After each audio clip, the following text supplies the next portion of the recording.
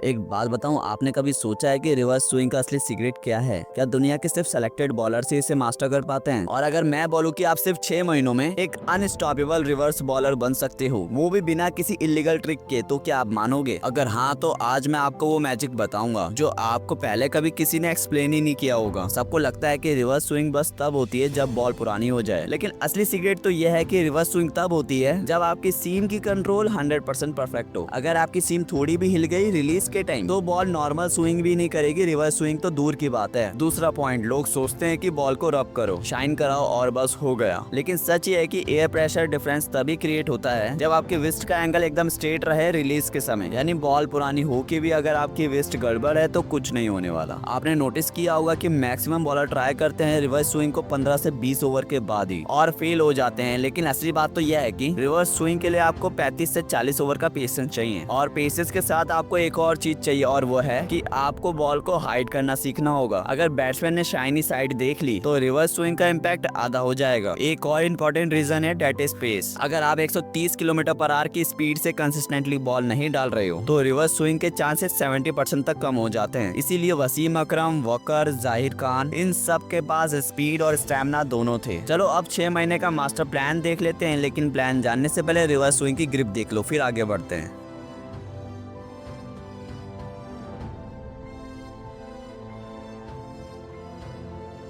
So I hope guys आपको grip समझ में आ गई होगी। अब चलते पहले मंथ की तरफ। डेली 100 सीम रिलीज ड्रिल करो, खुद की घर की वॉल पे या फिर नेट में कर सकते हो। लेदर बॉल को एक साइड रफ करो और एक साइड स्मूथ रहने दो, और फिर ड्रैग को फील करो। 40 ओवर की बॉल के साथ प्रैक्टिस करना शुरू करो। हर स्पिल पे अपने शाइनी साइड को हाइड करो अपने रन अप के दौरान। एक और प्रो टिप मेरी तरफ से जो आपको कोई नहीं बताएगा, और वो ये है कि जब आप रिवर्स स्विंग सीख रहे हो तो सिर्फ ऑफ स्टंप की लाइन पे ही फुल लेंथ बॉल डालो। अगर वो कंट्रोल नहीं आया तो रिवर्स स्विंग का क्या फायदा। पहले सिर्फ इन स्विंग रिवर्स परफेक्ट करो। जब वो 70% एक्यूरेसी के साथ हो जाए तब आउट स्विंग रिवर्स पे जाओ। और आपको एक मैजिकल ड्रिल बताता हूँ मेरी तरफ से आपके लिए। ड्रिल का नाम है वेट टावल ड्रिल। टावल को पकड़ के सीम रिलीज करो। ये ड्रिल आपकी फिंगर और रिस्ट की स्ट्रेंथ को इनहेंस करेगी।